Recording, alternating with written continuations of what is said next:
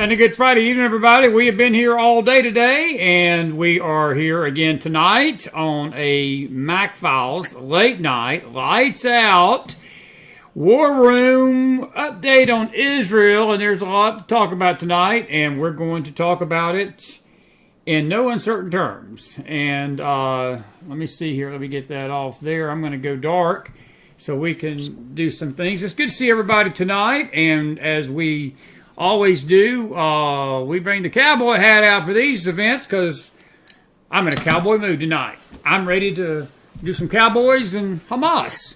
And it's good to have Kleo from down under on the phone with me. Good to see you. How are you, friend? G'day, Chris. Hey, I'm okay. We're just still stunned by the events of this week, I think. Did you just say good day? Good day? Is that like a greeting in Australia? Even as... Are we doing this again? No, we're not. Show's too serious. We'll do this on another Friday night when things are not as serious as they are tonight. Man, I'm with you, though. No, seriously, and all jokes aside, Kleo, it's been a very riveting 48 hours, 72 hours. Tonight we're gonna mix it up a little bit. We're gonna talk a little bit about faith. We're gonna talk about the politics of it. Both our countries, both your nation and my nation, is basically going to be affected by this directly. We're already being affected by it indirectly tonight, and we've got several videos we're going to show.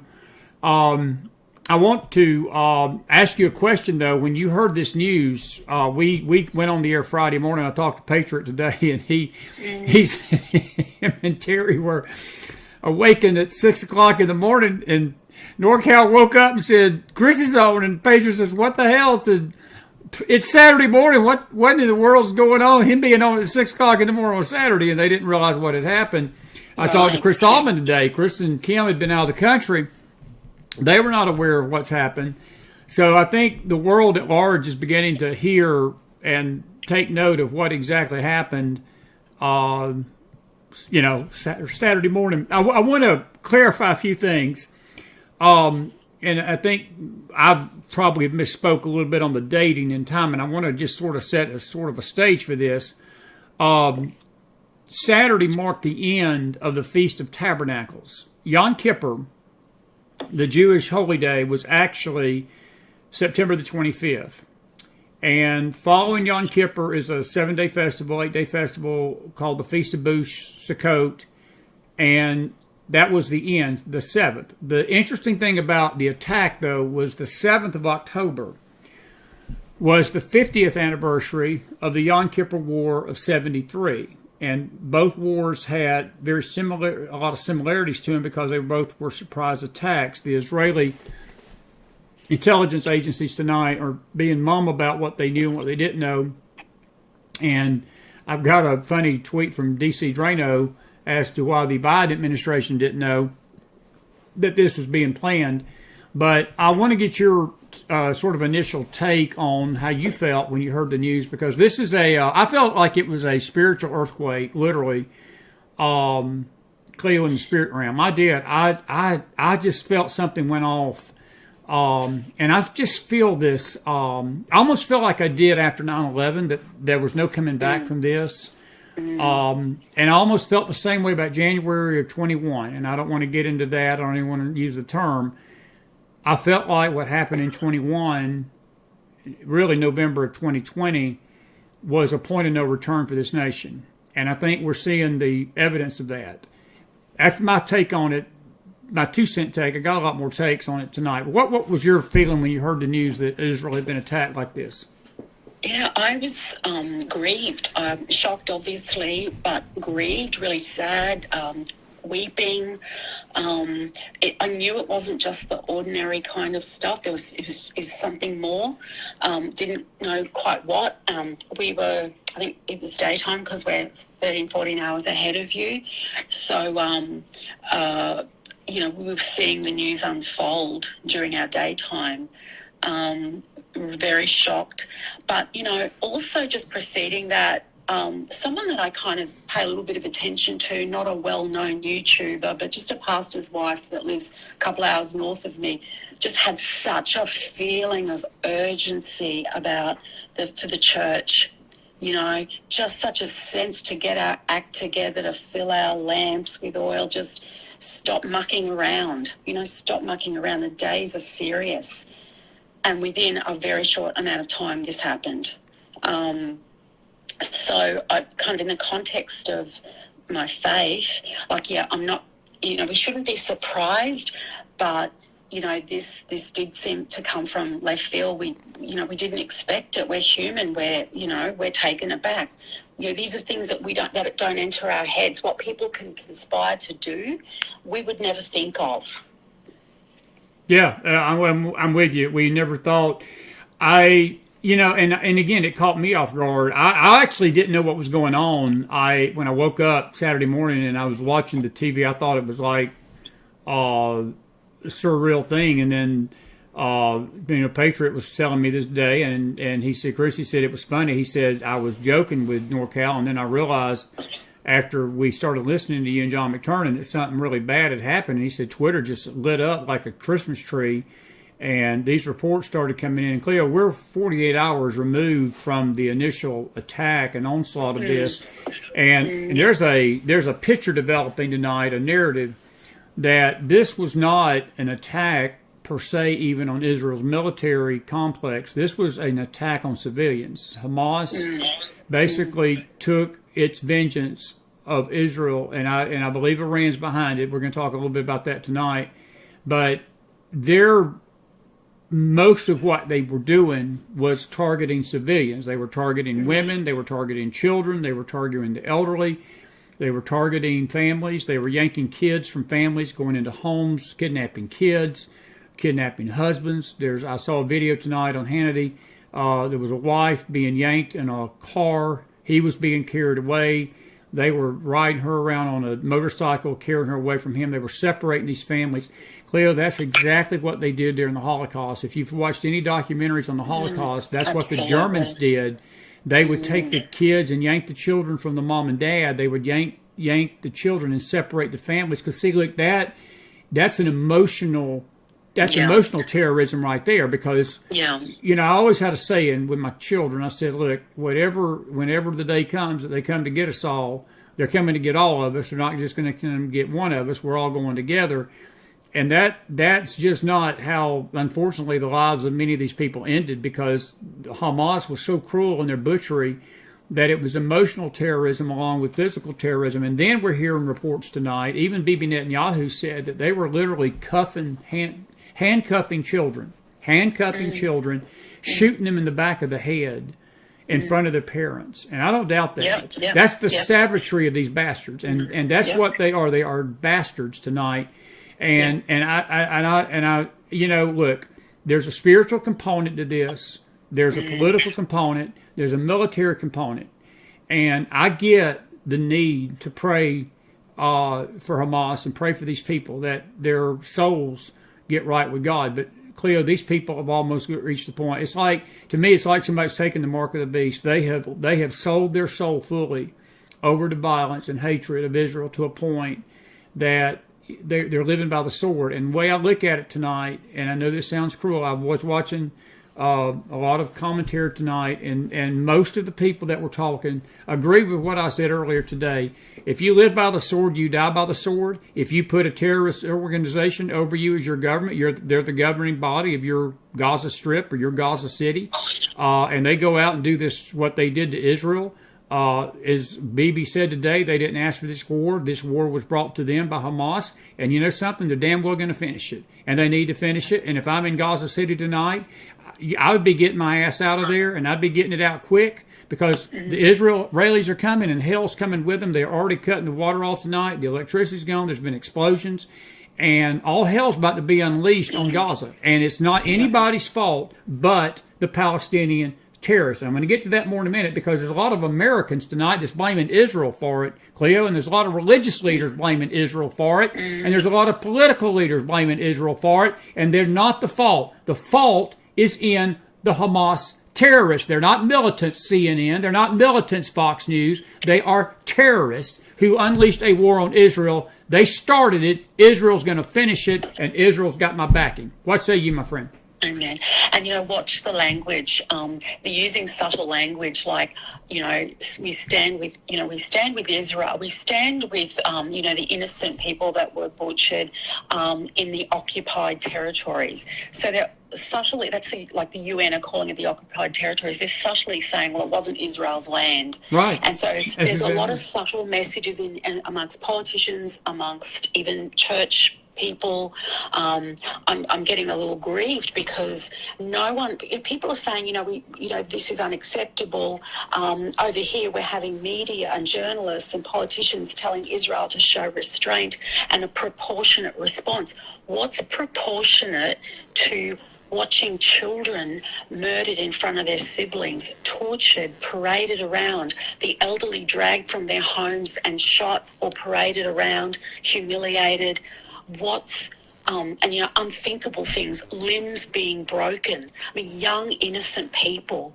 That you know, they didn't take this to the military; they went straight to the civilians. And, they did. And Israel, when Israel are about to retaliate, they send a message: civilians, get out of there. Yeah. Hamas didn't tell the Jewish civilians to get out. No, they didn't. Yet somehow, and you know, media tend to report the Israeli response as somehow the act of aggression, not self-defense. So we're seeing it, you know, and seeing it amongst people that they're going on about, well, how did the missiles get past the Iron Dome? How did this happen? Well, exactly, but this isn't the time, you know. Even if there was any issue or something within Israel that is treacherous, okay, that doesn't change the fact that this was the most evil act perpetrated on God's people. Since it the doesn't Holocaust. change that. Since the Holocaust. It's exactly.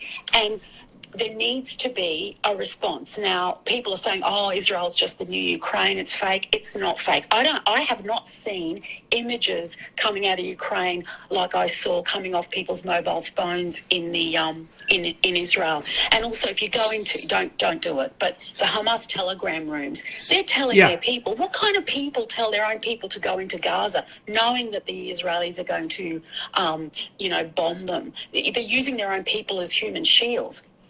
They have no respect for life, none. And let me interrupt you right there. Two things you just said. The Ukraine thing, Junior tonight or this afternoon was posting that. He said that he had seen more videos coming out of Israel over the last 2 days than he's seen videos coming out of the Ukraine for the past 2 years.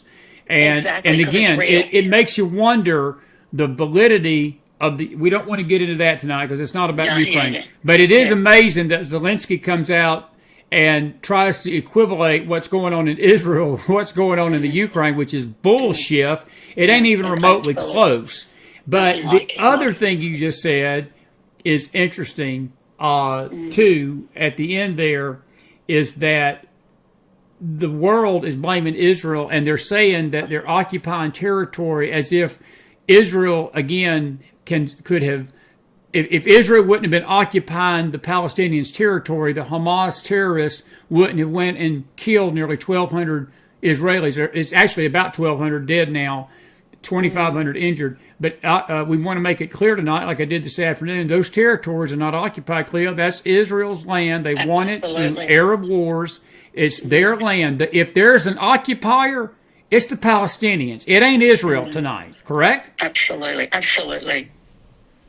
Why is it hard for the Americans to accept that? Why is it hard for the church to accept that? Why is it hard for people to understand that? It's because, I mean, over here, the left of politics, they really don't recognise Israel. They don't. And they've made some, I think our foreign minister, which is like equivalent to your Secretary of State, you know, she said, I support Israel at this time. Australia stands with Israel, has a right to self-defence, but, caution restraint. Like, what restraint? What do you suggest? What do you suggest you do to allow terrorists to come in to your territory and kidnap young women, rape them, mutilate them, parade them, desecrate them, take your children in front of their siblings and shoot them, in front of their parents and shoot them, taunt little children, and even the younger Muslim children are taunting little Jewish children. Exactly right. And it's spreading. I'm sure we'll get to it. But we've got stories coming out of Sydney, Australia, where we're talking Lebanese Muslims. Yes. Roaming the streets last night looking for little Jewish boys. Yes. The Australian Jewish Association has been, I think, cautioned by the police to be careful what it posts, to not antagonise. So now, this is a country whose police force were beating people who wouldn't wear a mask, but they're too scared to arrest a Palestinian. That is very true. Let me ask you this. I'm going to start... We're going to post a couple of things right now. I want you to tell me about it. There was something you sent me tonight. This Muslim mob of 100,000, I guess, and I'm going to just tell the audience, folks, this is an adult show. This is a late night show. You're going to hear some language in some of these videos that ain't going to be too childlike, and if you can't handle it as an adult, I ask you might want to sit this one out tonight, because there's going to be some language on the show tonight, and so let me just give a warning so I don't hear any crap about it later. This is a late night show for a reason, but this is going to have some language in it. So again, if you can't handle that as an adult, then sit it out, but I don't hear about it later. But this is what they were saying, basically gas the Jews, and then they said blank the Jews. This was at the Sydney Opera House tonight, October the 9th, 2023. Can you tell us about that? Because you sent that to me. What was going on there in Sydney? Because that Patriot asked me about this, and I was like, he said, ask Kleo. And when I saw this, that's coming from Australia, Kleo. That's crazy, isn't it? Yeah. So capital cities, including where I live, and lit main buildings with blue and white, sort of signifying support for Israel. So at the Sydney Opera House, which is one of our most iconic locations, it was lit up with blue and white. So the Palestinians decided to protest.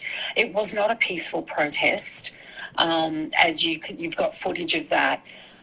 And I'm not sure if you have it or can show it, but there was hang on a second. I got it right here. Yeah. This is it. Yeah. I'm going to show it right now. I think this is it right here. Let me make doubly sure.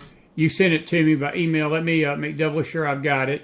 And again, folks, I appreciate the comments. No chat right now until the end of the show. We're going to give you a chance to talk later. And I know you're praying for Israel tonight, but no chatting right now. None. Please let us talk, and then we will take your questions and so forth later. But I think I've got it right here. Here it is. Now, you sent me the one with, here's the Australian one right here. Maybe so. But I think this one's from London, Kleo. But let me play this one first, and then maybe this is the one you sent me. There's several of them. I'm gonna just play a potpourri of them. How about that? And then we'll talk about each one, because these are protests tonight across the world and America. This is the first one. And roll the tape. Roll the tape. Whoop, that's not the one. Hang on just a second. Roll the tape. Chris picked the wrong one right there. Let me bring this in. And, well, why is it doing that? Hang on just a second. Let's try this one. All right, let's try this one. Here we go.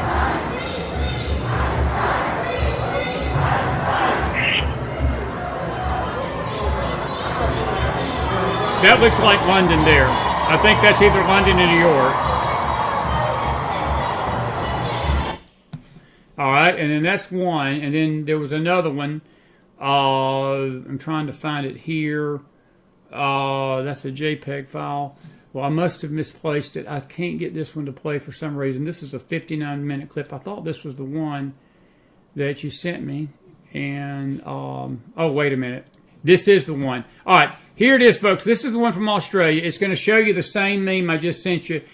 It's about a minute long. Watch the tape. Roll the tape. This is from Australia. This is outside the Sydney Opera House. There it is.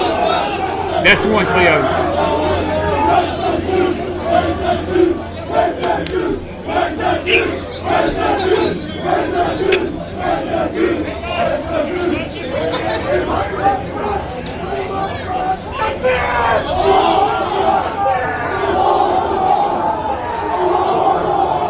Ali Akbar.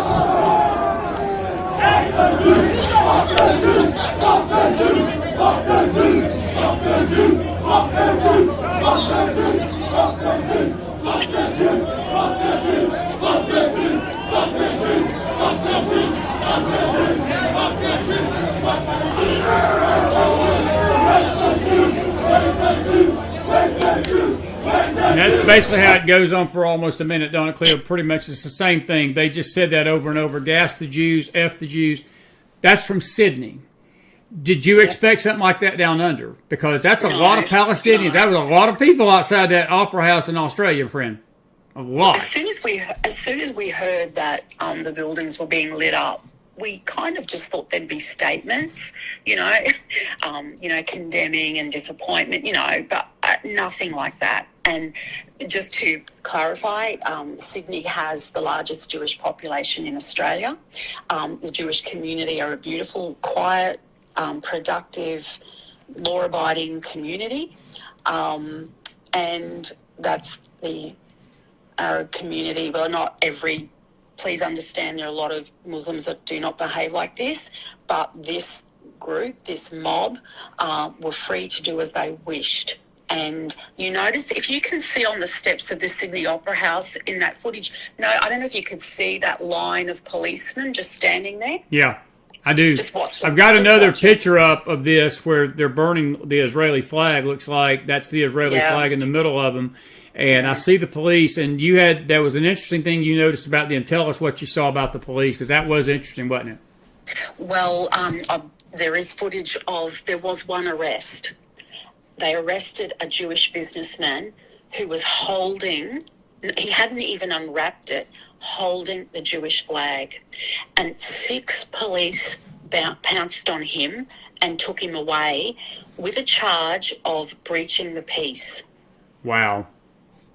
Wow. So, Wow. The Jewish, obviously there's outrage. Most law-abiding citizens know this isn't good, Chris. This isn't, we just survived COVID and being locked up and everything like that. The police were brutal, but look at them now. Police, the New South Wales Police Force were telling the Jewish community, stay inside.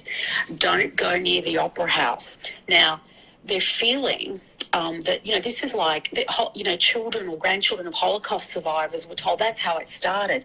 Don't go out for your own safety.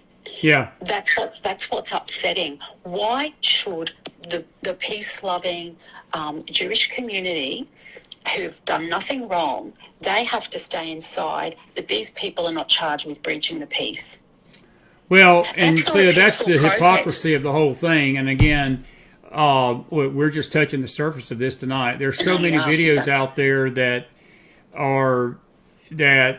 where it's and I saw the video today. We played it on the early update today, where they were basically telling, the pro-Israel people that were out there, and I wouldn't say protesting, but marching in support of Israel. They put them behind the gates in New York City, and yet they allow the Palestinians in Chicago to just march down the street and just do their thing, burn flags, do everything they wanted to do. But Israelis that were basically supporting their nation, American Jews, were basically looked like they were just quartered off and said, y'all can only do it here. You can't get out there and do this. And I see that's just it's so unright. It's not right. That is so wrong on so many levels, because the Jewish American Jews have a right to support their nation just like the Palestinians. Look, it's a free country. Australia's free. These nations that they're doing this in America, it's a free country. You can express your speech, and no matter how much we don't like it and detest it, they've got a right to do it. You want to kick their ass in doing it, but they got a right to say it. It's a free country, correct? It was supposed to be free countries, yes. Yeah. It's supposed to be. But, people are now have been convinced that to be politically correct and compassionate, we have to worry about the oppressed Palestinians. Yes. And so how you make that mental jump, therefore, if that's what you believe, how do you jump to Israel brought it on itself? Like that level of barbarianism, I haven't seen. No, I have not. I know in, the country of my heritage, I saw places where, women jumped from mountains to their death not to be raped by the Ottomans. But that was it was like a history, like a visit, like something that happened a long time ago. I hadn't seen it in my lifetime. And we're seeing it. And then we have Western countries being so weak. They've been weakened for a long time. We have a senator, we have politicians with pronouns in their bios standing with Palestinians. Yeah. And yet, if they were there, they'd be butchered. They'd be butchered. Thank you. And I got a image that I don't want to show up right now, but it basically said something for Palestine, starts with a Q. And the very people that were marching with that sign They do not understand that if they were in Palestine right now, if they were in the Palestinian territories, they'd have their head cut off. That's a beheading crime. That's a crime that you get beheaded for. They'd be thrown off roofs. So the people that they're claiming are basically legitimate in killing 1,200 Israelis would kill them in a second. But yet they march. And again, I had somebody ask me this question tonight. And I'm going to pose it to you. So it was an excellent question. She's a dear friend. And she said, what makes people support such debauchery and march in the country? Because we got some other videos, other Twitter things I want to show, because we got Rashid Tlaib out there, Ilhan Omar, Ariana Presley. We've got, what's the other one? AOC, almost forgot about the bartender.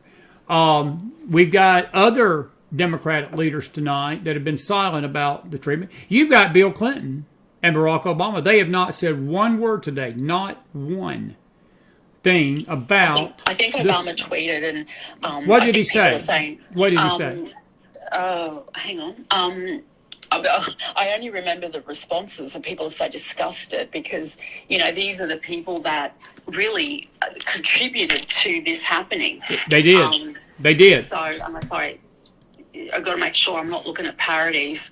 Yeah. But hang on, Obama. While you're doing that, I'm showing the office of Rashid Tlaib today. She's got a LGBTQ flag on the right. She's got a Palestinian flag on the left there in the picture. And again, that is an oxymoron what she's showing, Kleo. She's supporting terrorists. And, I saw Lindsey Graham. I'm not a fan of Lindsey Graham, but he was basically telling these people, get the blank out of Congress. If you can't support Israel, if you can't support America's only ally in the Middle East, and you're supporting the killing of Israelis, and by extension, we've got 11 Americans dead tonight, Kleo. That's the other thing. And I think the individual that posted the thing today, and I asked them to please email it, they didn't, but there was a breakdown of the deaths. And again, all nations suffered some loss in this. America's got 11 dead tonight. And our president was hosting a barbecue yesterday in the midst of that, and they checked out at 12 today. They didn't even do business afternoon today. It was crazy. And then you got this piece of crap basically parading the flag of the group and the terrorist organization that killed 1,200 Israelis and 11 dead Americans tonight. She's got blood on her hands to me. That's just, to me, that is disgusting. But then the irony of ironies, she's got an LGBTQ flag in her picture, which, again, if the LGBTQ community was in Palestine, they'd all be beheaded, Kleo. They'd all be beheaded tonight. They would. They don't understand. They don't get it. Barack Obama tweeted 6 hours ago, which was a 48-hour delay for, an ex-president to leave to make a statement. And most of the responses are, why did it take you 48 hours to post it? And, what took you so long, Barack? So you've got blood on your hands. So he's basically saying that all Americans should be horrified and outraged. We support Israel's right to defend itself. And we must strive for a just and lasting peace for Israelis and Palestinians alike. So, still giving a nod. It's the subtle language. Subtle language. Exactly. And I'm glad you mentioned that, because I want to post something. I want to put something up on the screen tonight. This is from the U.S. Department of Palestinian Affairs. And if y'all give me 1 minute, I need to rotate this so we can see it. I pulled this off the TV tonight. And this was interesting. Somebody took a screenshot of this before they deleted it. This was what we were talking about today. And this was actually the tweet from the State Department. And this says, we unequivocally condemn the attack of Hamas terrorists and the loss of life that is incurred. Now, again, you're talking about subtle language, but listen to this next line. We urge all sides to refrain from violence and retaliatory attacks. Can I use a bad word on my show tonight? That is nothing but cockamamie bullshit. You don't tell the person that just got hammered and lost 1,200 lives, and they were doing some figuring. They figured that that's with the Israeli population at 9 million, okay, compared to 1,200 people that got killed. If you put that percentage of people into 9/11 of 2001, if we lost that many people as compared to what Israel lost over the last 2 days, that's 35,000 Americans. Kleo, do you think that the State Department would put out a tweet that we Americans need to sit back and refrain from retaliation if we lost 35,000 of our citizens? No, hell, they would not. I would hope not. This administration, I'm not sure what they would do. But if in a normal world where people have got a brain, you're not going to hold back and not retaliate. Israel, I want to make it clear tonight. I want to make it clear because this is my show. Israel needs to clean every freaking blanking terrorist out of the Gaza Strip tonight and clean house and take that Gaza back and let it be known in Hamas land and in the Democratic Party land that there's a new sheriff in town and terrorism is not tolerated against my people and against my nation, and they've got every right to do it, and they've got an obligation to their citizens to do it. They've got an obligation to the dead. And Kleo, you know what's sad tonight? America should be right there helping them do it, but we don't have the moral balls to do it because we got a government that's backing the Palestinians. I've made you silent. I'm sorry. Did I shake you up? No, I hear you. Amen. I hear you. But that's the crap. They had to take this down. Blinken was the one that put this up. He said, we urge all sides to refrain from violence and retaliatory attacks. Terror and violence solve nothing. Well, guess what, Mr. Blinken? Your Blinken buddies in the Palestinian territories called Hamas, they're the ones that was fomenting terror and violence. It wasn't the Israelis. It was the Hamas terrorists. No, he needs to sit with Hamas. This is a man who can't even sit with the Chinese. He needs to sit with Hamas and tell them that. I mean, it's a stupid, weak comment. I don't know if it's intentionally weak. Absolutely. Or stupid. Yeah. It's just stupid. And if someone breaks into his house and, God forbid, if someone breaks into his house and attacks his children, does he want the police not to arrest them and not to deal with them and have no justice? Is that what it doesn't work in the real world. It doesn't work. And, the elephant in the room, we know that Trump would really have been, and I'm not idolizing him, but, it's just interesting. It's just interesting how this man is almost being silenced and gagged and persecuted. What I'm going to go, where I'm going. Yes. It's just we've got weak leadership, and when weak people lead and don't look after their own backyard, bad guys come to steal, kill, and destroy. Right. I want to, while we're talking about these things, I've got a picture up of a young couple. They were 30 years old. This is Itai and Hadis Bertashevsky. I've probably mispronounced their name. 30 years old. This couple hid their 10-month-old twins. They had twins, Kleo, in a shelter. Terrorists broke into their home in Kfar Aza, which is a kibbutz. They tried to fight, but were murdered. The babies were not discovered. They stayed alone while their parents are dead next to them for 12 to 14 hours before they are rescued. Israelis were butchered. We are dealing with an ISIS-like organization. Don't look away. Kleo, think about this tonight. How many people would blame Israel? The people that are marching in these protests in New York, these people that are marching in Chicago, these people that are marching all over Australia tonight and London in support of the Palestinians, they're supporting an organization that butchered this 30-year-old couple and left their 10-month-old twin babies basically alone. Thank God they hid the babies, because the babies would have been killed along with them. They were murdered, and those twins survived by a miracle of God. But when you march and support the Palestinian Authority, folks, and you march and you support Hamas, that's what you're supporting, correct? Am I correct on that? Absolutely, 100%. You're correct. And why do you think people do that? Why do you think people do that? Support it.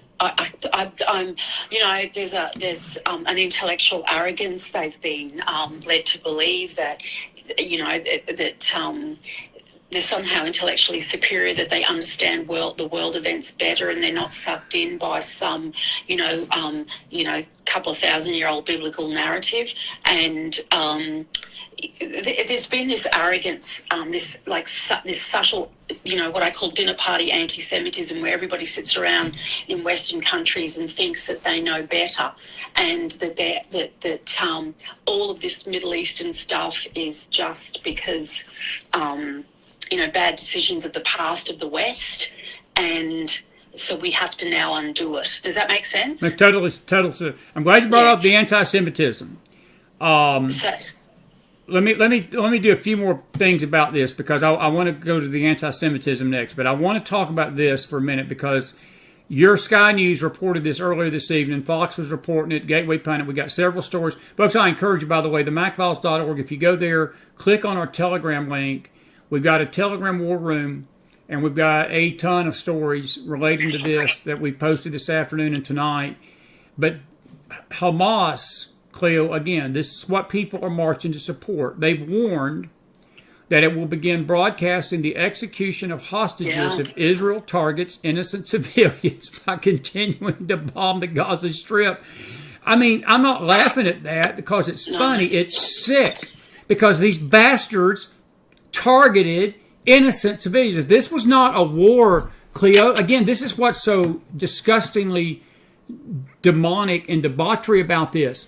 This was a war that targeted children and women and elderly, and they cut the heads off of soldiers. They were beheading people, just like ISIS did. Bibi said it today. He said, look, this is the new ISIS. Hamas has become ISIS, and we're going to deal with them as such. And then they're telling Israel tonight that if you bomb the innocent civilians of the Gaza Strip, we're going to start killing people.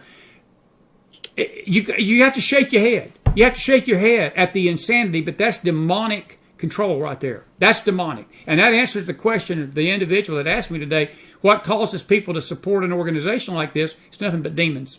Nothing but demon possession and demon control. That's my take on it. Do you see the hypocrisy in that statement right there by Hamas, though? No, absolutely. And like, I do agree. I think it's obviously they're worshipping a demon god. These people are worshipping a demon god, but they're not even following their own rules either. They're not even following their own rules. I mean, they are lawless. I mean, this is kind of, it's taken it up to another level. And then we're also hearing that Hezbollah are sitting in the reserve seats waiting for their turn. They are. This is so well planned. This isn't there's something more sophisticated behind it. People are, those people who are saying Israel are behind it and are saying that, it's self-sabotage to get world sympathy so they have an excuse to bomb Iran. No, you have to only see, look at, we are such a far removed country, but look at our opera house. Look at that hatred that we watched in that vision. This has been seething for a long time. Someone funded it. And ultimately, in terms of the spiritual, it's a demonic god. It's demonic demon god. Principalities. That's right, buddy. That's right. And it is a demon-possessed group of people. But I'm going to say it again, Kleo. I'm going to make it clear to this audience tonight. If you see people, and I'm going to get to the religious leaders in a minute, but people that do not have clarity to condemn this violence as basically an act of war and declare it as such, they are in lock and step with organizations that are worshiping a demon god, and they've got blood on their hands, and they are basically just as guilty to me as the Hamas terrorists themselves. Dinesh D'Souza tweeted this out 9 hours ago. He says, in case you were wondering who the real domestic terrorists are in this country, Black Lives Matter has come out in solidarity, of course, with the Palestinians. And Kleo, the way I look at it, we had Joel Osteen marching in the streets of Houston last year, 2 years ago, when the George Floyd case hit and Minnesota went up in smoke. Joel Osteen got up there and with his mask on was marching down the street arm in arm with Black Lives Matter and Antifa. So what moral clarities does the church have when you're marching downtown with terrorists who are marching in solidarity with the Palestinians, who in turn has slaughtered 1,200 Israelis? What does that say about the state of the church? Exactly. No discernment. Same with Hillsong here. Hillsong were, supporting Black Lives Matter vaccinations, anything, like going with the flow, going with who, bankrolls them, I guess. We've got a current situation here in Australia, and the government and the left have really linked arms with the Muslim community to support, I won't get into it because it's not the scope of the show, but, we've got a referendum coming up, and it's kind of almost framing white man as the occupiers, right? And so we've got to kind of give the Indigenous people a greater voice than every other citizen. And these groups that are for that are linking arms with the Palestinians because they're claiming that they're oppressed by the Israeli occupiers. So it's a theme that's just around the world. The UN are doing this everywhere. In Canada, they're using the Indigenous people to stir them up, to cause division. And then obviously when we look at the big picture, because Israel is the centre of all of this, Israel then too are seen as the occupiers. Does that make sense? Oh, absolutely. And again, this, it's like a big web. They're all linking in and scratching each other's back and supporting each other's insane demonic causes, and they've lost complete sight of the truth. Oh, without a doubt. I want to read something from the Media Research Center. Mark Levin come out, speaking of the deniers. He says, quote, Hamas knows, and they do know this, that when you slaughter Jews, as if you're Adolf Hitler, reincarnated, that there needs to be a response. I don't believe the Israelis are going to put up with this anymore, regardless of what MSNBC, CNN, and the Holocaust denying New York Times have to say about it. Now, that was Mark Levin earlier today, but Kleo, it's not just the New York Times, the CNN, and the MSNBC people that are denying. Stu Peters is out there basically claiming that all this is a movie. And Mr. Anti-Semite himself basically said today that, and this is his quote, and I should have taken the screenshot. I'll probably show it tomorrow or Wednesday, but he literally said something to the effect, he said, why would a free society like America to support somebody that hates Jesus, why would we want to support Israel? That is as anti-Semitic as you can get. And he's denied the Holocaust. He's denied this stuff is even real. He's basically insinuating that Israel's made this up, that we're just watching a movie. And that's just Q nonsense.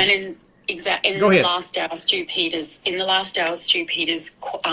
tweeted that Netanyahu is intentionally killing his own people in Gaza that weren't able to flee.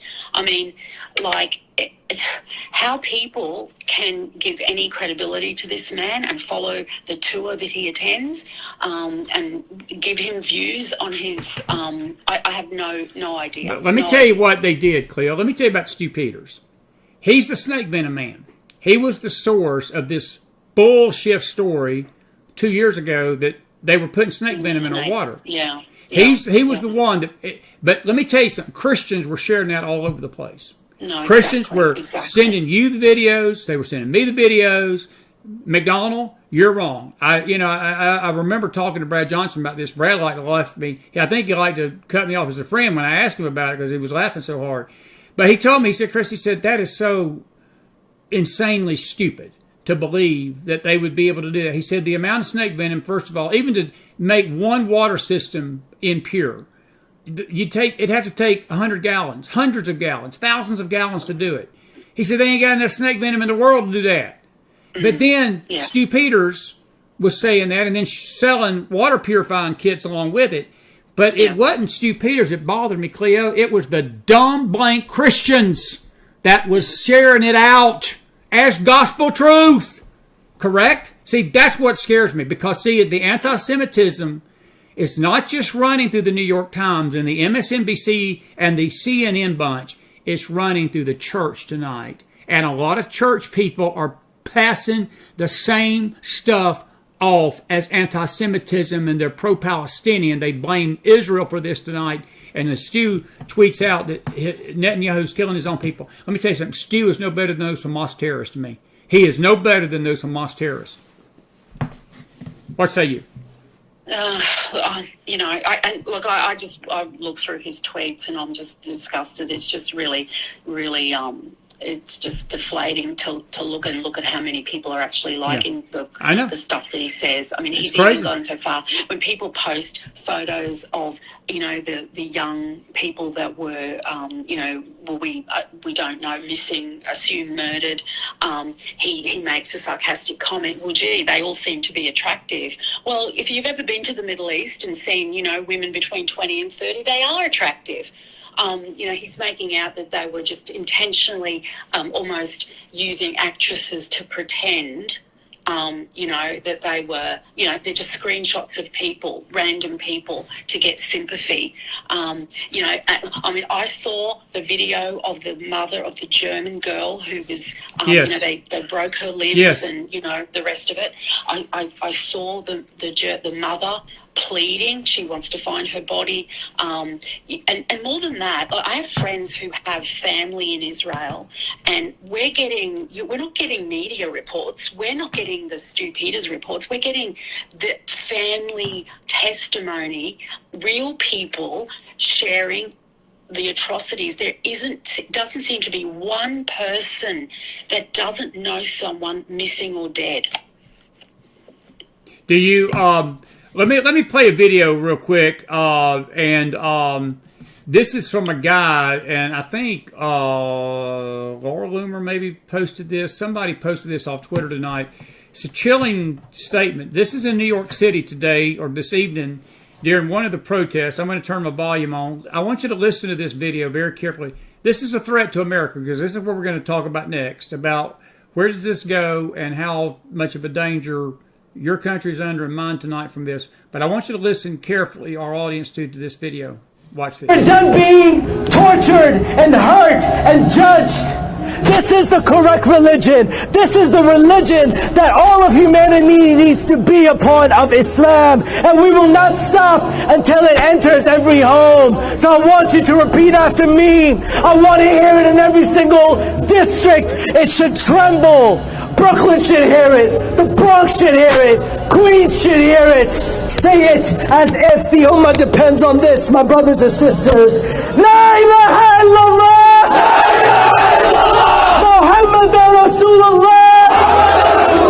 There is no God worthy of worship except Allah, the God of Jesus, the God of Moses, the God of Abraham, and the God of the last and final Prophet Muhammad sallallahu alayhi wa sallam.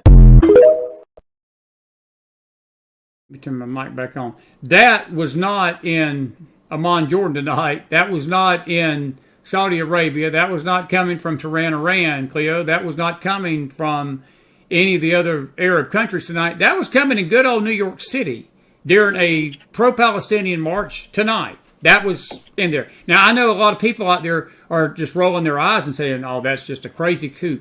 Let me tell you something. There were thousands of people listening to him and saying that. Did you hear the crowd chanting that?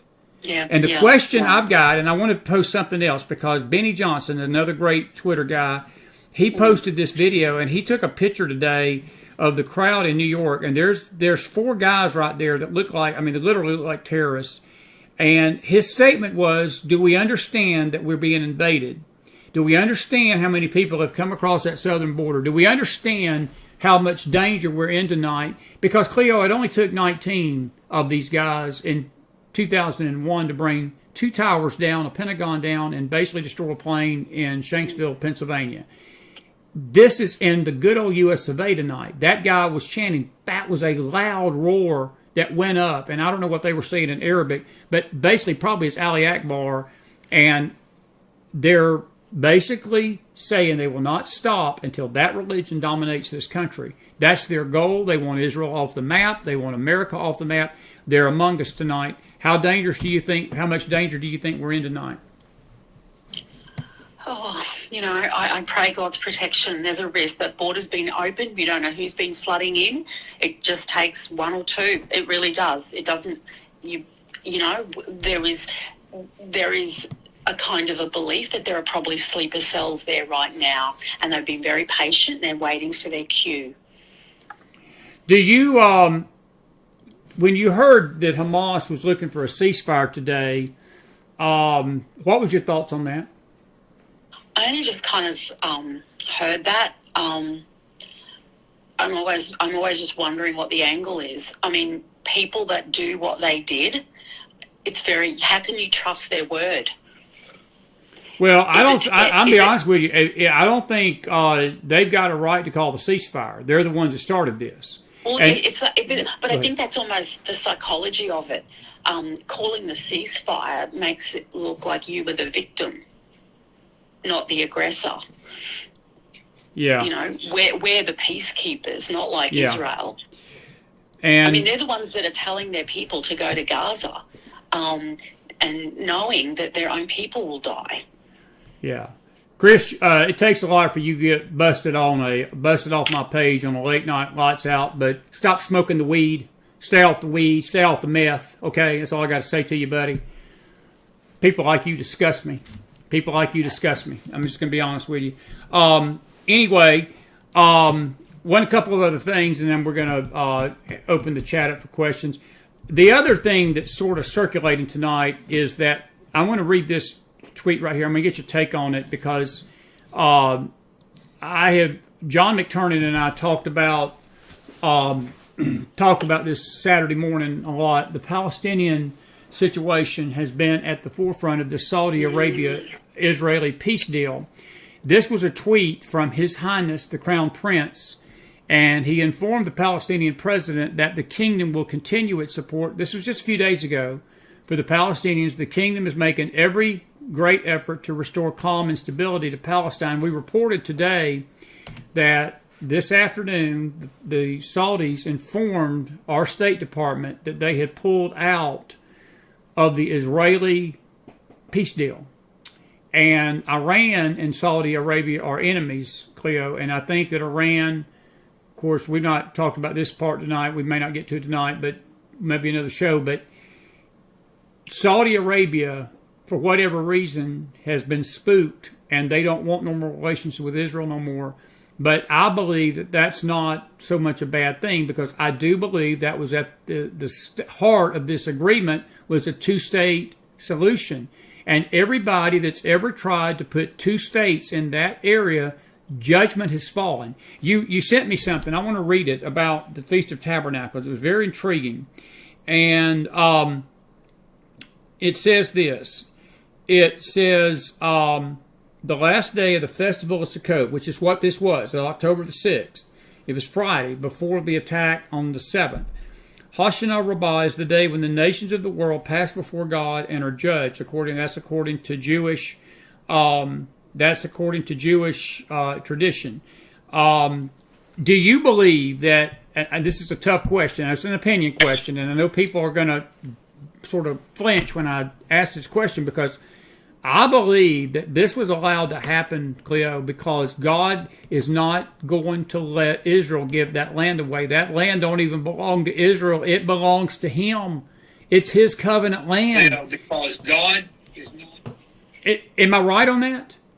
Yeah, I mean, He made a covenant. He doesn't break His word, and absolutely, the calendar is very telling.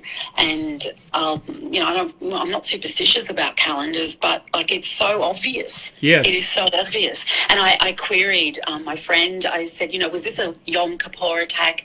What holy day was it? And she said, Yom Kippur on the secular calendar, not ours. That's how she put it. The attacks coincided with Hashanah Rabbah on the Jewish calendar, which was on Friday. So well, it was the 50th, and the date on the calendar, though, was the 50th anniversary of the Yom Kippur attack in 73. Absolutely. So it was sort of a weird way it fell. Next year, actually, it'd be in October more, but it was just weird how it fell. But both wars had similarities in the surprise attack of it. Listen, I want to ask you something, too, while I got you. And I want you to talk about it a little bit. There were some people posting some false information tonight that Israel had bombed a church in Gaza. Oh, right. Talk to us about that, because that's, again, some of this misinformation, and we've sort of warned people about that. Tell us about that, and tell us a little bit how you responded to that, because you basically went after them on the Twitter, now X, thing. Yeah, and one of Sid Roth's production assistants just liked what I put up, because it went around like fact that the Israelis bombed, a 1,600-year-old Christian church. I looked up on, Greek media because it was a Greek Orthodox church, and the church themselves said, no, we're here, we weren't bombed. Right. Why would you do that? Why would you? But people were posting it. People kept posting it to inflame Christians. Yes. Yes. Oh, you've got it. Breaking Israel reportedly bombed the Christian church of St. Porphyrius in Gaza. It's been almost fully destroyed. And that is false, folks. I want to make this clear tonight. That's a false. And you've got the caretaker of the church on Facebook saying, no, we're here. Yeah. We're not bombed. Israel has been, look, they let them know, like after everything they've been through, they're still sending messages. If you are in Gaza, get out, we're going to bomb you. They're not there. And then, the leftist media are saying, oh, Israel don't care about churches and historic monuments. The left that were ripping down everybody's statues a year ago are complaining that Israel are bombing, churches and whatnot, but not talking about children being beheaded. Yeah. This is the insanity Come of it on, all. that's insane. Let me ask you a question. I'm going to keep you over for a little bit. You ain't got nothing to do. It's just dinner time in Australia, right? So I can keep you for a little bit. I'm going to open the chat up here in a minute. What was your take on Franklin Graham's comments? And he only said one thing. He said Israel's tragedy could happen here. He did not condemn the violence. I have not heard too many church leaders come out and say too much of anything. They have been dead silent on this. Yeah, here too. Have you heard anything? I've not heard of much. Maybe there's one or two pastors out there saying something. But, look, I take pride in this network. We have been on this from the second it happened Saturday morning. We've been here on here every day screaming that we on Team Israel. Let me tell the anti-Semites out there, we on Team Israel. And you can be damn sure about this. We got Israel's play because Israel is justified in doing what they got to do. And we on Team Israel. And we're going to call out this false stuff. This is what we just said. If we see this lies and these websites pushing these lies, we're going to do it. But I want to say something to these pastors, Kleo. It's a disgrace. It's a disgrace that you don't have any moral clarity and the moral balls to get behind your pulpit and open up that pathetic mouth and condemn this violence in no certain terms, with no kind of question of where you stand on it. Correct? Excuse me, I'm a little hot and heady. Fired up tonight. I would say if they're not making a stand, then they actually don't believe it. And there's a lot of, people don't all have the same theology. They think, well, Israel's time's over and it's the church, and they don't have the belief that, that covenant still exists with the nation of Israel. So that's part of it. The other part is that, they're restrained or by their own choice, by political correctness. They think if they make a stand, it's political. We don't get involved in politics. We just worry about the people. Yes, of course we're worrying about the people, but people are just getting, raped, mutilated and beheaded, and you need to make a strong statement. And they just won't. And I was looking, when you said, well, look at the church, and I couldn't find many strong statements here either. Surprisingly, the Church of England in Sydney made a fairly strong statement, but there's a lot, the Pentecostal churches are quiet. I'm not seeing stuff while they process it and work out what their statement should be, I suppose. How's your government, not to interrupt you, but what's your prime minister saying? Has he come out and said anything in Australia? We have Biden light here. We have Biden Jr. as our prime minister. Yeah. So he got up this morning and made a fairly weak, we condemn violence. This is after the scenes on the Opera House. Chris, this is unprecedented. The Opera House is a beautiful place of culture. It's iconic. It's absolutely beautiful there on the harbour. It's stunning to actually, photos don't do it justice. It's absolutely stunning. And these people were burning the Israeli flag on the steps of it. And he said, oh, we condemn violence, whatever, and, this isn't Australian or whatever, but he didn't go far enough. He just didn't. And they're saying the words, but they're not strong enough. And also, councils around Australia and probably Parliament were having minutes silence for what happened to the Israeli people. And our far left politicians walked out of the minute silence. Yeah. That's disgusting. That's disgusting. It is disgusting. People were our allies. We have supported Australia. It's a whole other story, but Australia had a fair, a little bit, a tiny bit, but a quite impactful kind of part to play with Israel becoming a nation. And we have been allies and supporters, officially up until now. Yeah. And now they're playing the far left game, and it's going to bite Australia in the backside badly. Can you stay with me for about 15, 20 more minutes? Yeah, I'll just check my busy calendar. Thank you. Check your busy calendar. I gotta do one quick thing before Jackie. I'm gonna get to your question in YouTube. The chat's open in YouTube. Questions only, folks. Don't come in here chit chatting and putting a bunch of crap in there. If you've got a question about the show, about Israel, about the situation, or a statement about what's going on in Israel, please do that now. This is, I think this was DC Drano's question tonight. How did the Biden administration miss this? And then he posted this picture, and he said, this is the Biden DOD. He's answered his question. Yeah. It's a late night, lights out, Mac Files. I told you, folks, this ain't for romper room. I'm sorry, if you got a little feather up your wad, I'm sorry, this ain't the show for you tonight. But this is why. This is why they missed it. But anyway, good job, DC Drano. You know what, Chris? When you're busy arresting Catholics for protecting babies, that's exactly right. When you're busy targeting, MAGA extremists, and Christians, and just peace-loving people who want to protect their children in school, that's how you miss it. That's how you miss it. That's exactly right. Jackie, your question, Jacqueline Ellis, good question tonight, and I'm going to answer this in a short way. Jackie, I'd encourage you to be with us Wednesday night. We may do a special, we're going to do a faith show on the land Wednesday night, I think. We've been in the middle of the Church of Philadelphia, but we may take a break. How long have the Palestinians lived on that land? Jackie, that's a complicated question, but it's also a simple question. This situation with the land, let me explain it this way in a simple term. It started in earnest in 1967. It really started in 1948 and 52 because you had two wars. You had the War of Independence, the day after Israel declared themselves as a nation. Egypt, Syria, Jordan, Lebanon at the time, all declared war against Israel. And they went in, they tried to destroy Israel. Israel fought them back. There was not much land gained in that war. 52, Egypt blocked the Suez Canal. Israel went in. That was probably the only preemptive war that Israel went first, but it was a short-lived war. They just went in. They drove Egypt back. And again, they didn't take any land. 1967, the Arabs did it again. This time, they attacked Israel first.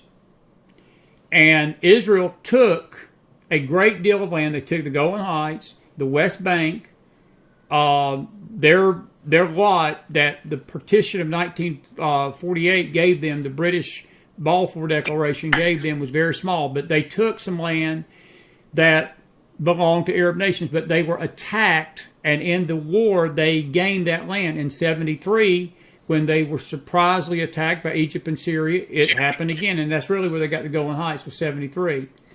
The Palestinian situation took place basically around that same time when they were actually living in Jordan, Jackie. The Palestinians had a state. This cry for a Palestinian state, they had a state. It was called Jordan. And they lived in Jordan. And Assad, the current guy's father, it was his father that was in rulership then. These Palestinians were so unruly and so violent, he kicked them out.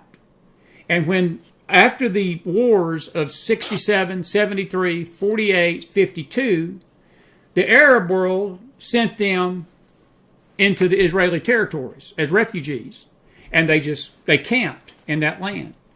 And from that day on, when you hear, if you listen to this conflict about the land, even Russia put out a statement this week that said Israel can solve this problem if they just went back to pre-1967 borders. We talked about that Saturday morning with John. And it wasn't even an hour after we got off that show that Russia put that out. That's what they're talking about, because the pre-67 borders were basically borders that would not allow the land that the Palestinians are settling on and squalling on. Basically, they're squatters and the refugees. And that land, Israel won fair and square in a conflict. But yet, if you take them back to 67 borders, they would not have a border, Jackie, that was even as big as Rhode Island in America. And Rhode Island, if you look at Rhode Island, smallest state in the Union, it ain't even 100 miles long. And then you got to figure that that sliver of land would be all that would stand between them and all this Arab hate all around them. There's no way they could survive it. That's what the world wants. That's what the Palestinians want. To answer your question, how long they've been on that land? They've been on that land pretty much around 73, 67, somewhere in that time frame. It wasn't their land to begin with, Jack. It wasn't their land to begin with. And to be honest with you, when Israel was given that land by the British, they had a two-state solution. It's complicated. We're going to have a study on this soon. I don't really have my charts available to show it all to you, and it's very complicated. Israel has never taken 1 inch of land from the Palestinians. They've never taken 1 inch of land from the Arabs that they did not win fair and square in a conflict that they did not start. The Arabs started it. It'd be like me, Jackie, going into your house, breaking into your house, okay, and me having something valuable in my possession, okay, and you fighting me out of your house and you taking a baseball bat and knocking me upside the head and me falling down and you kick me out of your house and me leaving that valuable possession in your house and then calling you back up and say, Jack, I've left my valuable possession in your house and I want it back. It becomes your possession, Jackie, because I broke into your house illegally. Palestinians broke into the Israelis' house, okay? They've been there ever since. And this conflict has been raging ever since.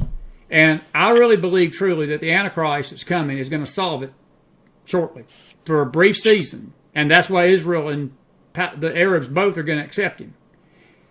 It ain't going to last, because it ain't going to truly be solved until Jesus himself comes back.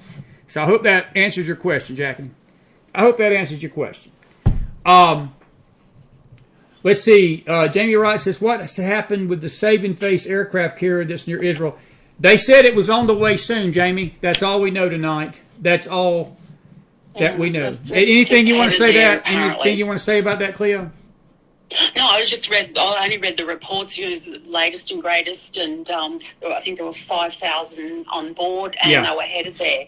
And that was the last I heard about a day ago, maybe last night. So it's about, it's getting on to near 2 o'clock here, and I heard about it last night. And, I saw a graphic of the boats headed towards Israel. That's all. I don't know anything else. Yeah. Patriot, is this a worldwide caliphate or order started by Iran?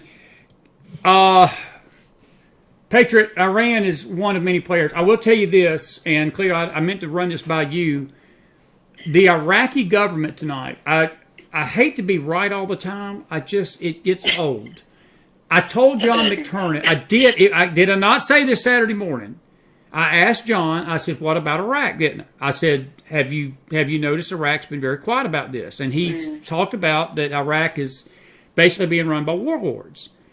They came out tonight and they told Israel that if they continue this battle with the Palestinians, they're going to jump into this conflict. That caliphate, Patriot, if you look at the map that ISIS, the old ISIS thing was part of, it was in actually northwestern Iraq, not Iran. And it was in Syria and parts of Lebanon. And it was carved out in a region of the world that I believe that it's going to be the beast of the Antichrist, the kingdom of the Antichrist. Iran's a role player, but Iraq's a role player too. Syria is going to be a role player.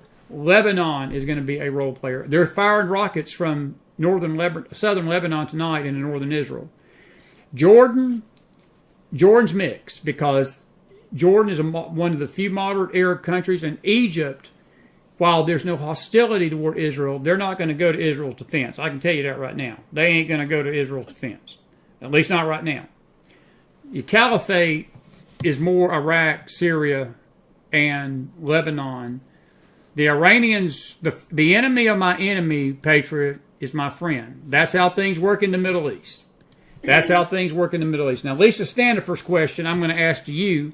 She says, in your opinion, do you think the war could go on for months and months and months? I believe that Benjamin Netanyahu today pretty much alluded to that, Kleo. He told his people, he said, we're in for some tough times.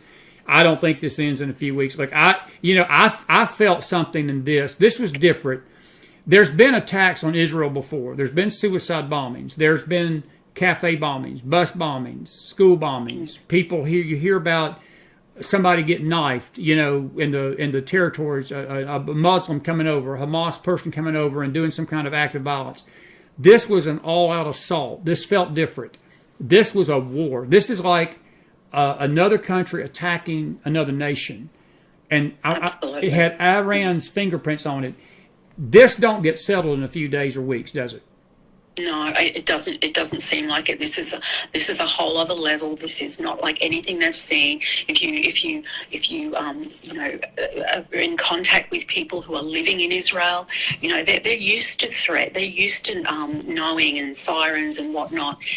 This is something they have not seen before in their lifetime. The only people that kind of have some sort of connection with the level of violence are people with families of Holocaust survivors who heard stories, the brutality of pulling people out of their homes. Just remember, wartime, rules of engagement. These people went past the military directly to people, to women and children. That is sick stuff. That is horrific. That is not anything that, many people have seen in their lifetime. So therefore, it doesn't get solved in a day because you're not, the problem with Western weak politicians is that they, want to talk about peacekeeping, and it's almost like, well, Israel, if you behave yourself, the Palestinians will. They don't want peace. They want to destroy Israel. Yeah. Julia Carter's question is interesting, and we've really not talked about this part of it tonight. She says, don't you think this was well planned out? And more to come is to come of this. They were attacked in their sleeping hours. This breached their borders. What does that tell us? Well, it tells us a lot. But as far as it being well planned, there's a report in the Wall Street Journal that we talked about this afternoon, Kleo, that Iran had met with the heads of Hamas and Hezbollah, because basically Hamas and Hezbollah are their proxies. I mean, they are Iranian proxies. And they met with them 3 days before this attack. So, yes, it was well planned out. But there's rumblings tonight. This has been planned out for weeks. But I think it's been planned out longer, and I'll tell you why. I've read some books on Islamic jihadism. Mark Gabriel's got a great book, Islam and the Jews. And one of the things that the Prophet Muhammad did, he would always wait his enemies out until they were weak and they were unexpected. He would disarm them, and then he would attack them. And it's a pattern of Islam. They will wait their enemies out. They waited 50 years. Think about this. They waited 50 years to do a Yom Kippur type attack from 1973 to 2023. They waited 50 years to pull something like this. This is unprecedented territory, folks. Israel has never been attacked like this. Not like this. Not since 73. 50 years they've waited it out. They've been planning this a lot longer than a few weeks. Them saying that Iran was 3 days ago doing it, I don't think it was 3 days, Kleo. I think it could have been 6 months. I think it could have been 2 years, 3 years. I think they were beginning to plan this in 2015 when Obama handed them $150 billion on that tarmac. And by the way, folks, let me get your bullshit meter up to about 100. This idea that the administration is telling you tonight that they can prove to you the fact that this $6 billion has not been spent on terrorism but humanitarianism, we call that bullshit in the South. What say you, Kleo? I don't know how they can prove that when they can't. They can't prove work out who brought the cocaine into the White House. Who like they can't figure out anything. But they all of a sudden, look, I worked many years ago, you know, in the banking system. You can't make those statements in an hour. You can't. The Fox military correspondent, I don't even remember her name, she said, oh no, you know, it's not their money, it's not US taxpayer money, it's Iranian money, it was just frozen, we released it, South Korea are the third party, and, you know, a third party assured us that it hasn't been used. It's only going to be used for medicine and humanitarian purposes. Are these the sort of people that would say, oh, okay, we'll just use it for medicine? These brutalise their own people. They behead women who won't cover their faces. They're going to say, oh, okay, we'll follow you by your rules. That's the whole point. Yeah.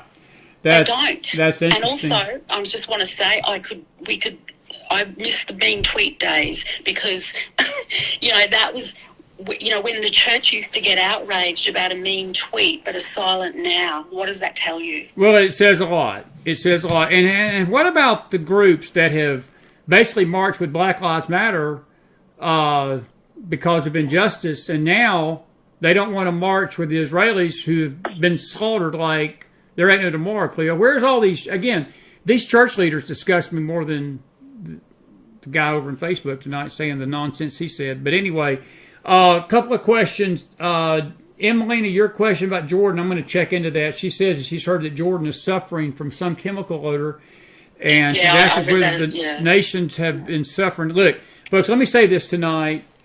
This is a late night Macfile special, and we're grateful that you're up with us this late tonight. Kleo, I think we as Americans need to be on ultimate alert tonight because these sleeper cells are here in our country. We cannot predict that we are 100% sure something's going to happen. The FBI came out today and they said, well, there's no known threat to America. Well, of course not, dumb blanks. It's not like the Islamic terrorism. We're going to send you a memo and say, hey, we're going to do this. They didn't send Israel a memo. And there's already questions coming out about what our intelligence agencies knew. Emelina, your question, what's the fallout? The fallout's major. Look, this is an earthquake of unprecedented proportions in the spirit realm.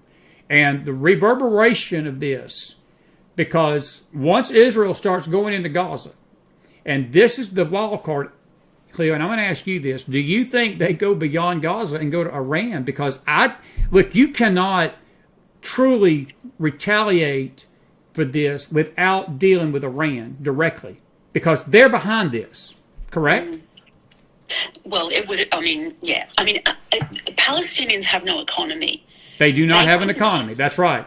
They do not have an economy. They could not fund this. I don't think they could even organise it. I think that this has been, it's highly sophisticated. They have, and I know there's a lot of theories out there, but at the end of the day, they outsmarted, for now, Israel's Iron Dome, all their security. It's one of the most secure countries. That's why there's so many theories out there. But you just look at a map. Just look at that map of Israel and how tiny it is, and what they're surrounded by, and again the ideologies of these people that hate them. I honestly, it would appear to spread. I think they've got a way and a strategy which this is expected to play out. They know that Israel will retaliate. They know the world is weak. They know the world is scared of them. I think that nations are going to, in the beginning, they're going to make these statements about supporting Israel, but in the end, they're going to, I think they're going to not be there for them. Yeah. They're going to side with the bullies. Over on Facebook tonight, go ahead, go ahead, honey. I'm wanting to read a couple of statements real quick. Good to see all you folks on Facebook tonight. Y'all are always great over there. Pat and Deb Dolan, great question. She says, our fear is the longer this conflict continues, the closer we go to a possible nuclear strike. Your thoughts? I don't disagree with that, Pat and Deb. I hope we're not seeing that. But I will tell you this. There was a lot of clutter tonight. A lot of chatter in chat rooms, the media, Hannity, not that I'm a fan of Hannity, but I was watching him tonight. He had Pompeo on. Pompeo was making a lot of great points. And one of the questions that Hannity asked him point blank was your question. Iran wants that nuclear bomb. They are doing everything they can to get a nuclear weapon. You think about what would have happened if those 5,000 missiles, if one of those missiles, just one, had a nuclear warhead on it. Let me tell you something. The Middle East would be up in smoke tonight. We are drawing closer to a nuclear exchange. I am concerned about that. I hope cooler heads prevail, Pat and Deb, but I cannot be certain they will, because you're dealing with a regime that has vowed the destruction of Israel and America. And Corey Aguilar, your statement, I want to read your statement along with their question, because, Corey, your statement is very true. And she says, I truly feel that the BRICS group of nations, which includes Iran and Saudi Arabia, will support each other against us and Israel. And they are in that nation, and Iran, and all of them are in it. And I do believe that. And not only do I believe that, Cleo, but I believe that Iran, their goal, and Saudi Arabia's goal, when it push comes to shove, I don't care how much they hate each other, when it comes to Israel, they hate Israel more, correct? Exactly. They hate Israel more. Absolutely. Absolutely, they do. There's no question about it. Yeah. Peggy Cornish, your question's another good one. Anybody know where our equipment went from Afghanistan? I'm glad you asked, Peggy, because that, I was looking at this right here all night, and I said, I'm not going to have a time to talk about this. Peggy Cornish, you get the question of the night. Because there's a report, David Harris Jr., there's a report coming out of Breitbart, a well-respected organization, that U.S. weapons from Afghanistan ended up with the Palestinian groups operating in the Gaza Strip. And guess what, Peg? There's rumblings tonight that some of those weapons, sophisticated weapons at that, were American weapons that were used in the execution of this war against Israel. That's where they're at.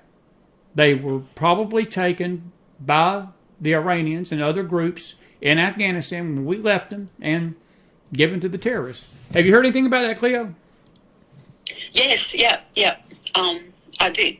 They're being, the stuff is turning up. This is coordinated. This is well planned. And I can't believe I find it hard to believe Western intelligence couldn't pick up some chat. I can't. I want to say something, and I don't want it to be misquoted. Remember this big 5G phone emergency thing? Yes. Okay. Was it October 4th? Yes. I mean, that was, look, it happens, I understand in the US it happens every 3 years. It's just that, with more sophisticated technology, people are more aware of it, okay? What was weird is that on the same day it happened in Russia, Putin wanted to test his emergency system, and and people were saying, his intelligence, right, which I would think would be probably, I'm sure that they would know if there were rumblings going on, that his people were suggesting that Putin knows something was afoot, something was going to happen for his nation to test their emergency system. And I thought, oh, but there's me, because my mind, I don't think like evil people. I'm thinking, oh, but what, the Ukraine thing's just going to turn nuclear all of a sudden, or it's going to turn big, and then within a week this happens.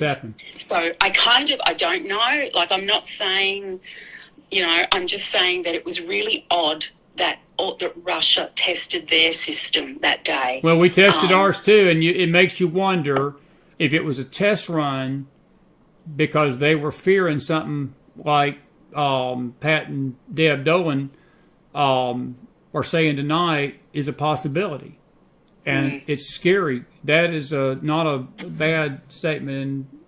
And I find it hard to believe that Russia's intelligence hadn't picked up something, because they're very enmeshed, and in Europe as well. I mean, you've got people who are very enmeshed amongst Arabs and Orthodox and Arabs and everything. So it's like it's a maze, but you've got more access and proximity to getting intelligence and information, and I tend to think that he may have known something was going to happen.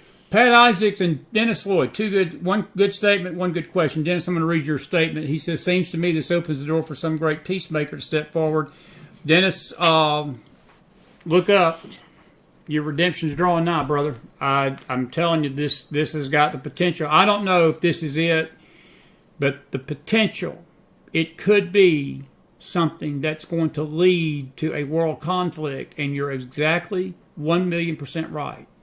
It is setting the stage for a peacemaker to step in and solve it.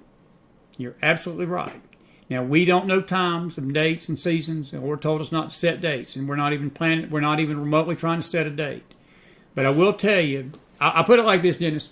If this ain't it, and this is a good dress rehearsal, this scenario that you're seeing play out tonight, to me, has always been the scenario that I felt like would happen, something similar to this, where the Middle East was on the brink of exploding, and the Antichrist shows up and solves it and stops it.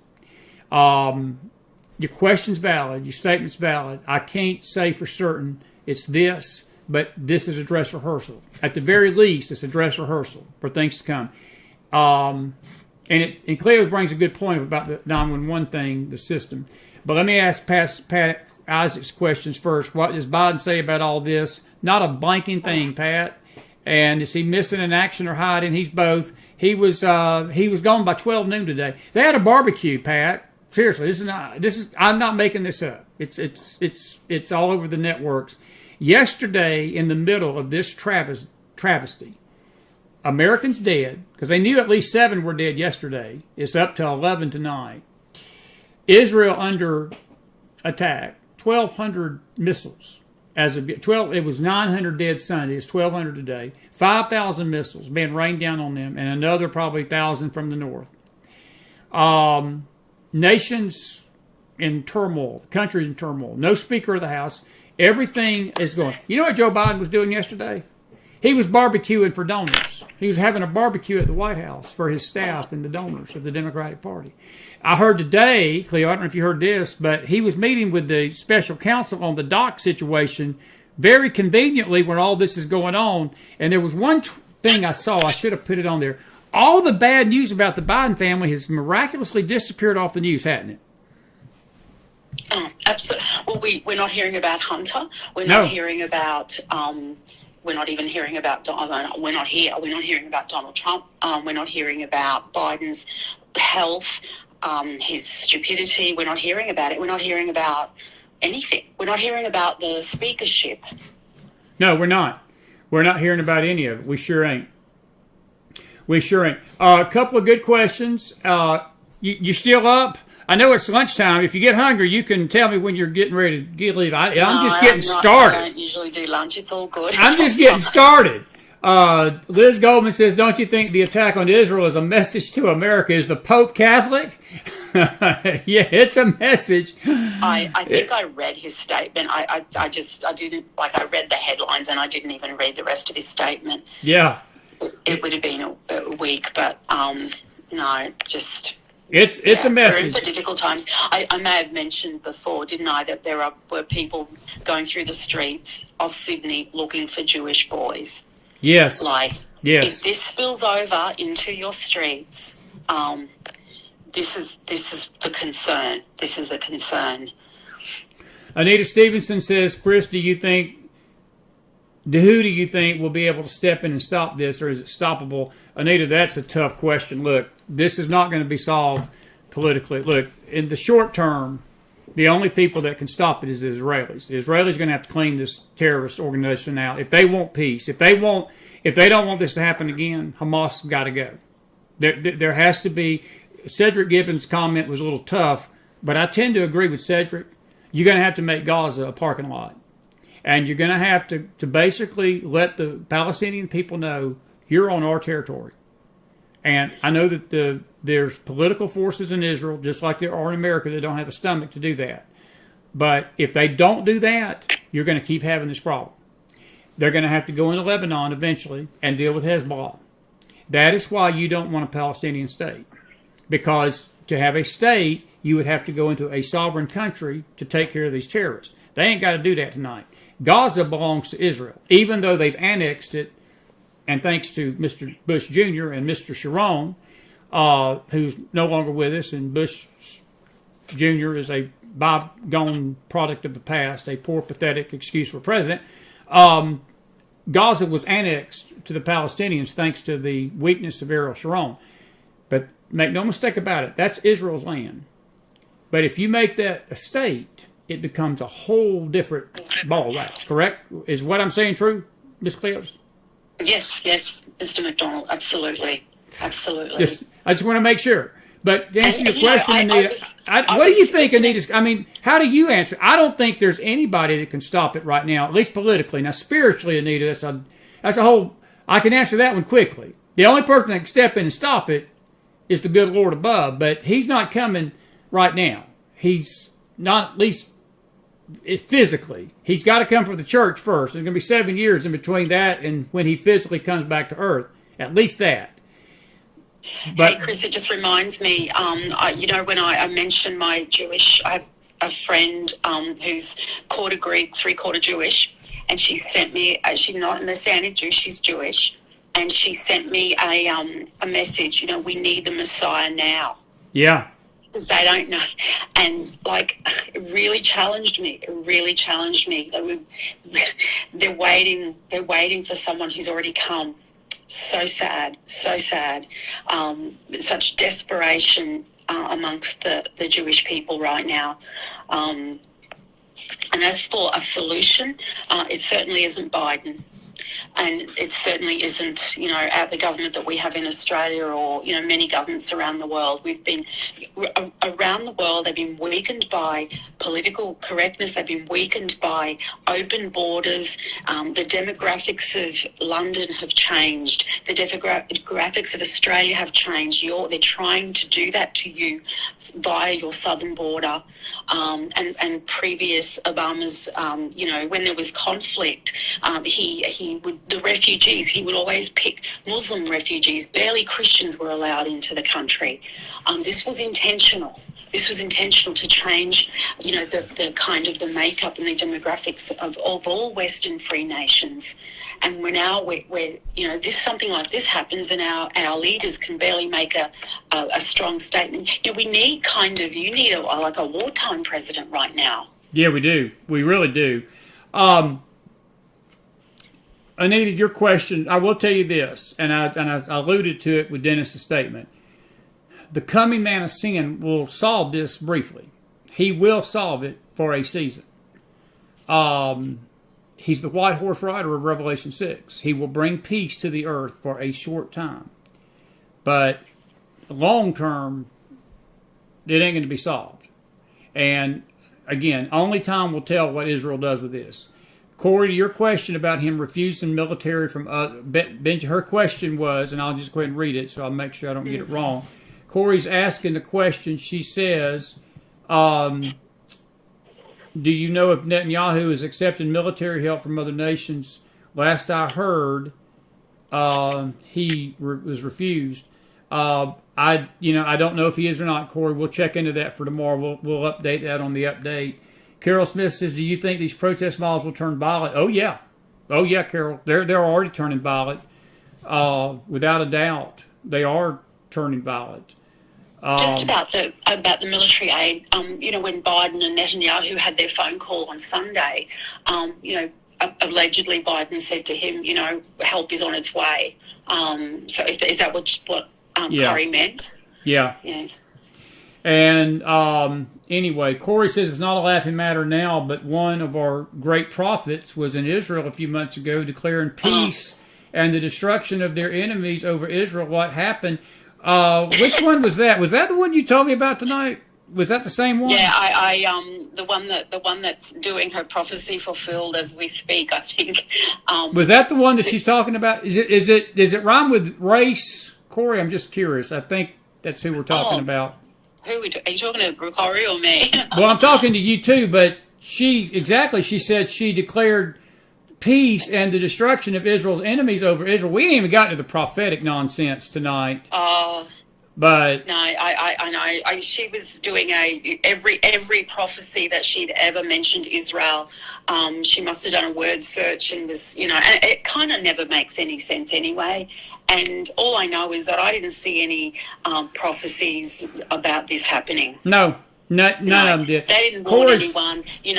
What is it? We did, and when we did have an October surprise, they never told us there was going to be an October surprise.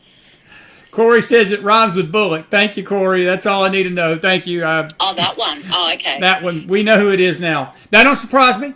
No, that don't surprise me. And again, people have labeled him, and they get mad when you say he's a false prophet. Corey, what he prophesied was not true, because Israel's enemies were not destroyed.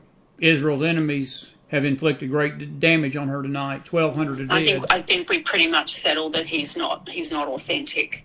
Yeah. At all. Yeah. Okay. We're going to be wrapping this up, folks. We appreciate the questions tonight. I want to say something to the Q individual that was in here that says this was all staged by the evil cabal. Again, I'm going to tell you what I told Chris in Facebook earlier. Stop smoking the meth. Get off the weed, okay? Get off the Q pill. Get off the nonsense. This ain't a staged event, folks. You disgust me like he does. You disgust me. The cabal ain't behind this, folks. This is terrorists that are behind this. This is terrorists. You understand that? Terrorists. Do I need to spell that for you in Crown? 1,200 people are dead tonight. 1,200 people are dead, including women, children, and elderly people. And soldiers have had their head cut off. Stop smoking the Q weed. Excuse me, Kleo. I'm sorry. But anyway, anything you want to add to that before I lose my hat and lose my lunch?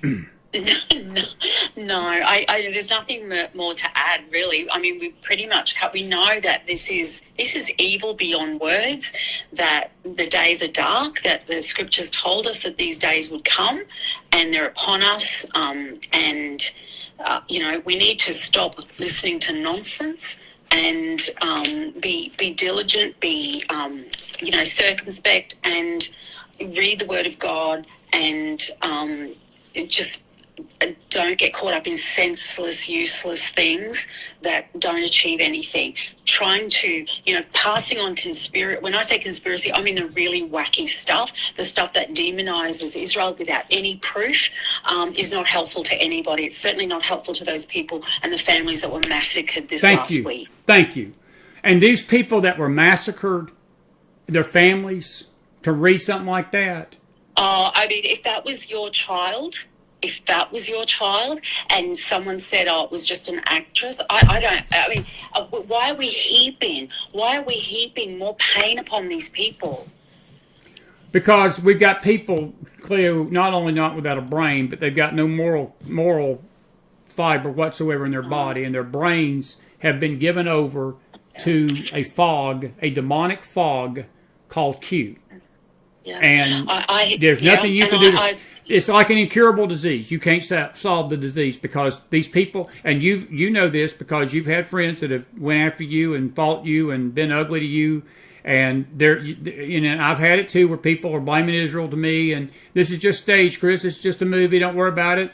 Israel's behind this. I mean, the Kazakian mafia. I've heard that this week. I've heard all sorts of reasons. And again, folks, all I can tell you again tonight on this late night, because it's a late night MacFile special, and I can say what I want to say because it's 12:19 in the morning, and I can let it all hang out because this is a late night, lights out MacFile show.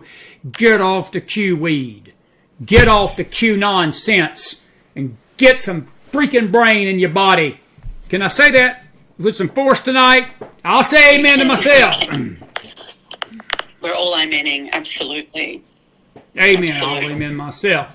Natalie Corbin's in the house this late night. Good to see you, buddy. Good to see you, friend. Dennis Floyd's got a great statement. He says, wonder what would happen if the USS Gerald Ford got attacked. I tell you what, it'd get real then, wouldn't it? Lord have mercy. That's World War III, Dennis. I'll tell you right now, if America, if the Gerald Ford gets attacked and we don't do nothing, I don't know. What say you real quick? I know you got to go. What say you? Kleo. I'm agreeing. It would get real, and I don't believe your administration is up to it. I really don't, and I worry. This is that you're going into your election year next year, correct? This is all coming to a head, and it's concerning. It's time to get real about your faith. Be right with God. Stop worrying about silly, stupid things. This is serious. We're living in very serious times, and we have to be serious people. Thank you very much. And I want to say that again. We are living in serious, prophetic, dangerous times. And don't listen to people that are not serious. Don't listen to people that are deluded. Don't be sharing out Stu Peters' snake venom nonsense and his anti-Semitism and his anti-Semitic nonsense, Christians. Because when you share this kind of stuff out and you share these anti-Semite stuff out, and by the way, am I on safe ground to say, isn't he a big part of the reawakening tour? No, exactly. He is. And many other people who contradict the word of God. Yes. Yes. And, we've seen occultists, all sorts of people on that tour hold hands. What has light to do with darkness? It's a mesh of New Age, patriotism, and some sort of faux Christianity, and it's dangerous because these people, while you're sitting there thinking that you're gaining knowledge, you're being deceived. Yeah. Anyway, this has been a good show tonight, and what's the guy's name? Hang on just a second. I want to answer one other question before I go, and it was RNH systems. How many more countries are going to get involved in this, buddy? I tell you what, that's an excellent question. I think if Israel, I think it goes sort of ties to Lisa Stanford's question. If this is a week event, or maybe 2 weeks at most, maybe not many. But I will tell you this. It goes to other questions tonight about it being drawn out. The longer this is drawn out, the more risk that takes place, and this becomes a global conflict. And Pat and Deb Dolan's question about nuclear war becomes very serious. If the Iranians get a nuke bomb, folks, it's game over. It's game over. And that is the conflict that this administration's got, because this administration's hell-bent on letting them get that nuke. They claim that they're trying to keep them from the nuke. Don't believe that. Don't believe that. No, this administration's doing everything they can to get Iran in a nuclear deal. The Iranians are laughing their backsides off at us tonight, because they've gotten away with this with America. America, Kleo, as I'm going to let you wrap us up. Final thoughts. My opinion, we should be the ones attacking Iran tonight. We should have. I don't think there should have been any question, because see, they're strictly denying that Iran has had no direct ties to this. Do you believe that Iran had no ties to this mess? Had no knowledge of this, or did not have anything to do with this? You'd have to be a kindergartner with a bottle in his mouth not to believe that. Again, Palestinians don't have an economy. They need someone to bankroll them. Yeah. And organize them. Right. Well, we're going to stand against this anti-Semitism, and we're going to call it out here. And let me tell you something. If you're a Jew hater out there tonight, I pray for your soul, first of all. But it'd be wise for you not to traffic that here. That's all I got to say, because I'll just leave it at that. I will just leave it at that. There's consequences for that, and I don't really want to get into that, but there's consequences for that. It doesn't mean that you have to agree with every government of every nation, or even of Israel. You may not agree with everything a government does, but that nation, that land itself, belongs to God. That land belongs to God, Kleo. That land belongs to God. Buddy, final thoughts. I've kept you an hour and 48 minutes. I don't pay overtime and double time, so you ain't getting any extra pay for this tonight. I'm just saying, all right? All right. A certain other website suggested that. Oh, goodness. I've been grieved about the atrocities, grieved that Christians are not awake, and just at least, this audience here is thinking and is believing in the Word of God, and believing in righteousness, and wanting better for our fellow man, but we know that, we're not going to necessarily have a political solution. We have to keep our eyes on Christ. We have to make sure that we're right with God individually in our own homes, and to be able to withstand the days that are coming. And I walk into the care facility where my mother is at, because I don't watch mainstream media at home, but the TVs are always blaring. And every night, Trump is bad, Biden is good. And we're not even, we're another nation. And that's weird. And now all we're hearing is the poor Palestinian plight. So I just use mainstream media to give me the gauge of what, they're trying to brainwash people to believing. So just don't fall for that. I applaud people who turned their TVs off years ago, because it has been really just programming. But just stay in the Word of God, listen to the Mac Files, and, be very discerning on what you share. Just because someone says this is true, whatever, doesn't mean it is. And we've said this before. Be very, very wise in what you say, wise in what you share. I tell you what I want you to do for me. Look, it's all hands on deck right now, and we may have you on very soon, more sooner than what you normally are used to coming on. I want you to find out what these prophets are saying. We already know what one of them's doing tonight. Amanda Grace is out there basically bragging that she's gotten all this right, which she hasn't. Bullock, according to Corey, and it sounds exactly like something he would say. He went to Israel and claimed that God was going to destroy all of Israel's enemies, and 2 weeks later, Hamas kills 1,200 Israelis.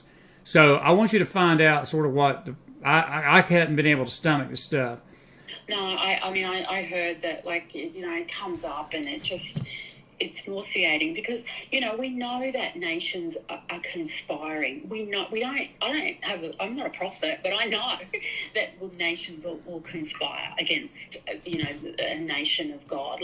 We know that. So to throw, Hamas are planning this, and they're in secret tunnels, and they're planning this, and they're planning that. We know that. I could have come up with that stuff. Yeah. We could have come up with it. That's true. We might have been richer people. We might have been very, very much more richer people. We sure said it. And Adam, I think your statement is the best one of the night. Turn off the TV for good. That's a blessing. That's a blessing. Amen, I'll agree with that. Adam. Exactly. I'll agree with that. Listen, my friend, thank you. I'm going to say goodnight to you. I'm going to say goodnight to these folks. And listen, thank you for being with me tonight. And you've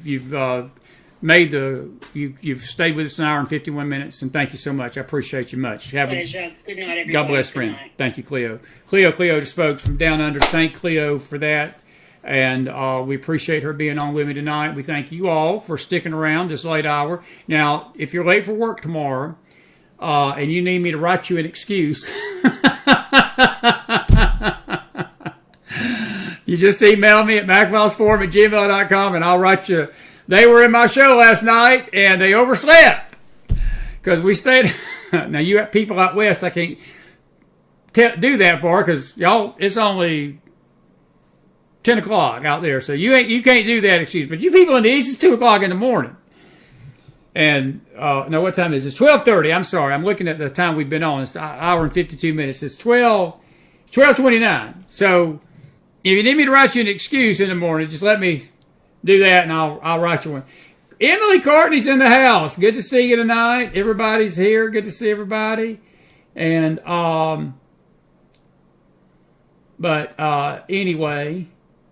anyway. But we're grateful that y'all are with us tonight, and we hope that you've enjoyed the show. Thank you all. Good questions tonight. Good questions. We had one or two nincompoops in the house, but that's all right. We're used to that. We had one this afternoon. We actually had a Palestinian in the update today, and he wasn't too nice, and we had to excommunicate him. But folks, I mean this sincerely tonight. I want to sort of say something that Kleo said as I go out of here tonight. These are serious times. This is not a time for fools. This is not a time for foolish conjecture, foolish conspiracy, foolish things that common sense can. You have to suspend common sense to believe. Our thoughts and our prayers tonight are with the 1,200, the members of the families of those 1,200 dead Israelis, the 11 dead Americans. You know, it's amazing. Our government has said very little about these dead Americans. We've had 11 American citizens lose their life, folks, in this war. That's American blood. And the way I look at it, it's blood for blood. We should be over there fighting this war with Israel tonight. We should be. We really should be. But we're not going to do it. And I think Dennis's question is excellent. You know, it's going to make an intriguing scenario if that Gerald Ford gets attacked. It's going to sort of put the onus on this administration. I asked Brad Johnson, I said, do you think Biden support Israel? Brad's response to me was straight up, only if he's forced to. And Dennis, your scenario would force him to do something, one way or the other. I think we'd see his I think we would see his true colors, because he would have to make a call then. And I don't wish that, folks. I'm not wishing for that tonight. Look, I pray for the peace of Jerusalem, but I do pray that the Israeli government cleans this mess up. They've got an obligation to their people. They got an obligation to protect the people. That's what governments are for. God's not happy with war. He loves the Palestinians just like he loves the Israelis. But this crap that the Palestinians are the oppressed people and Israel's the terrorist, folks, that's coming from a demonic source. That thinking is demonic. It's not the Israelis that attacked and were attacked. It was, let me change that. It was not the Palestinians that were attacked. They did the attacking. They attacked Israel and murdered 1,200 civilians, mostly civilians. There were some soldiers, certainly, but this was an attack on civilians. This was an attack on civilians. So, please,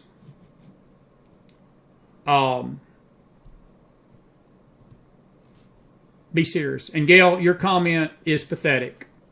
Your comment is pathetic. Let me tell you something, Gail. There may be warmongers in both. This ain't about being a warmonger. And I'm going to tell you something, Gail. If one of your relatives were part of this 1,200, you would want justice tonight. This ain't about being a warmongering country. Israel's not a warmongering country, and America's not either. There are people in this nation that may be. But this requires a response. And if Israel don't respond, let me tell you something. They would be in dereliction of their duty and godly duty and God-ordained duty to protect their citizens. So your comment is awful. Your comment is awful. And I totally disavow it, and I totally disagree with it. Pray for the peace of Jerusalem tonight. Pray for the peace of Jerusalem tonight. Did you enjoy this? Put some fire in that house if you did. Put some fire in that house if you did. I sure did. I sure did. I sure did. John,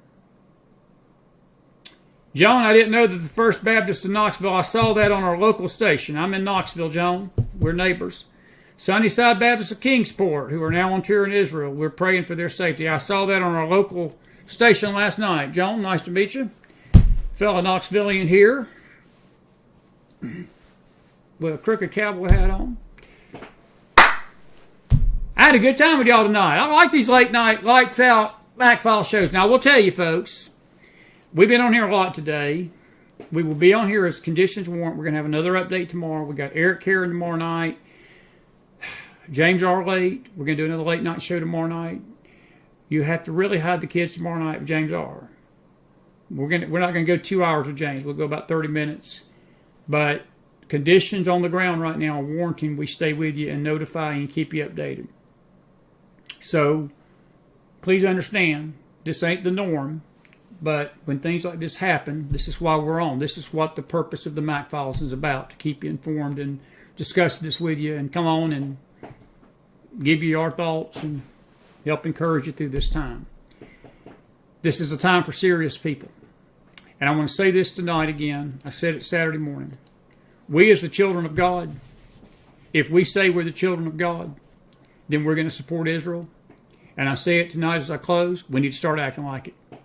We need to start acting like it. We need to start acting like the chosen, saved, born-again, redeemed church of the living God, and have a love for Israel as God himself has a love for Israel. And you say, well, you're saying God don't love the Palestinians? I just said a while ago, folks, he loves the Palestinians, but the Palestinians have chosen this path of war against Israel. Israel did not start this war. Do you realize there's not been one war yet that has been involved with Israel that they've started. The only conflict in their history since 1948 that you could remotely say they started was 1952 when Israel blocked that Suez Canal, and that war lasted about 3 days and it was done. And all Israel did in that situation was just push the Egyptians back off that canal. That's all they did. They didn't invade Egypt. They didn't invade Egypt. Every war in their history, they've been attacked first. This one was a similar situation. They were attacked. They've got a legal right, a moral right, a God-given right to retaliate and retaliate with strength and to eradicate this terrorist threat in their backyard. If they don't, folks, they won't be a nation. I'm telling you, this is dangerous times, serious times. We, the children of God, need to start acting like the children of God and be alert, sober, vigilant, and of a sound mind. Can I get an amen in the house from the cowboy tonight? For the cowboy. For Cowboy Mac. Love you guys. Have a good one. I'll see you again in the morning. Bright and early. We'll do this again tomorrow. Good day of programming on our network. Thank you all for being with us. We've had good crowds, good responses, good shares. We got some great guests coming. We're trying to work, getting some people from Israel to come talk to us. We hope they'll come. We're working on some good folks to come talk to you about this stuff. Stay with us. We'll keep you informed, keep you encouraged. God bless you out there and love you guys. Pray for the peace of Jerusalem tonight. Until tomorrow, Chris McDonald out. Thank you, Kleo, for being with me tonight. And may God bless you all tonight. Be safe out there. We love you. And have a good night, everybody. Take care. Good night.